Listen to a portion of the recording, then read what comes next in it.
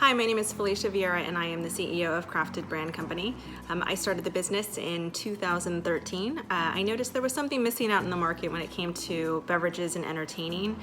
There weren't any cocktail mixers that were in retail markets that didn't have any artificial ingredients or preservatives, and I wanted to make something that was all natural, just as if you would have got off the shelf at your own bar. And you could have taken home with you. So it was a solution that people could have that would be quick, all natural, and trusted with the ingredients. And so we've built the company over the last 6 years to where we have all natural mixers, we have sparkling mixers, and now we are into the beverage space of the ready to drink with sparkling drinking vinegars. And we are, as a company, we're about 2 million in size, and we have 5 employees, and we are in about 2,500 different doors nationwide.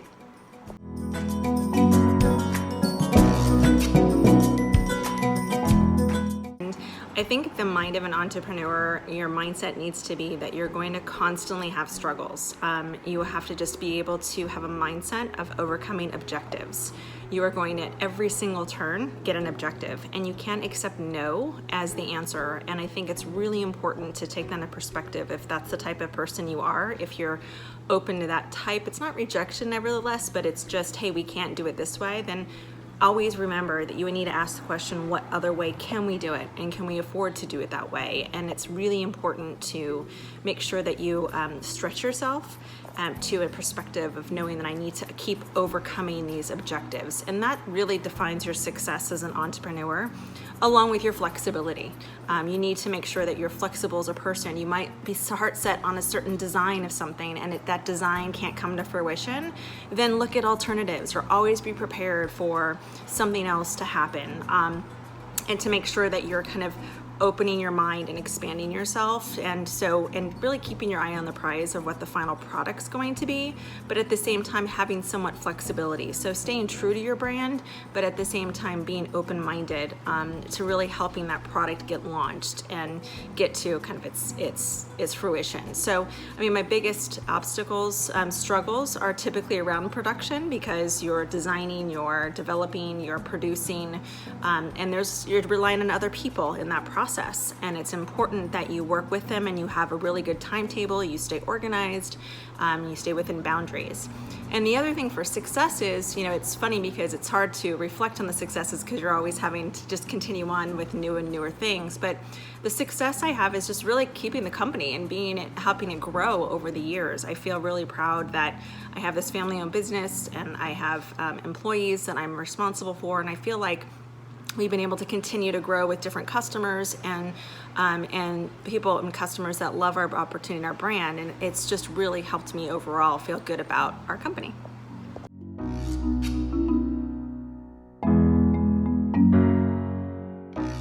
My actual background has actually helped people start their own businesses back in the time, and I was kind of a career coach, so I didn't know to a certain perspective of what it took to start a business. But I was really diligent in just kind of going into all perspectives of what it would take. But I think the biggest kind of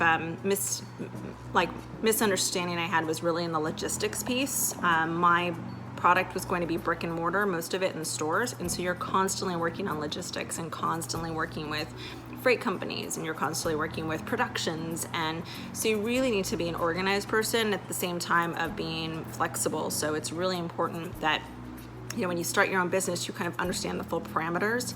I always give people the advice that when you're going to start your own business is to try to reach out to someone who might be in the same line of business as you, and to maybe even shadow them and do an interview and shadow them to really get a full understanding of what that business and that daily, weekly, monthly aspect looks like in that business, so you can really gain perspective of what you're going to be spending the majority of your time on.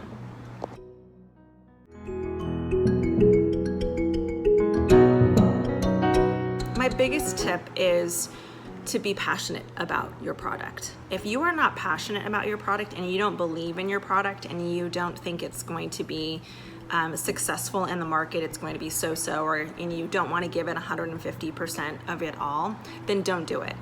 You want to make sure that you're completely passionate about this, because again, you're going to be coming with obstacles, and you're going to have people coming against you saying you can't do this, or you've got competitors, or you've got all of these things on a daily basis. And it's really important that you keep that passion and that drive and that love of what you are doing and what you've developed, or what you're managing, or what you're opening a store, or whatever you might be doing. But you need to be passionate about it, because the minute you lose that fire, that's what goes away, and customers see that and they feel that, and so you want to make sure you always keep that passion.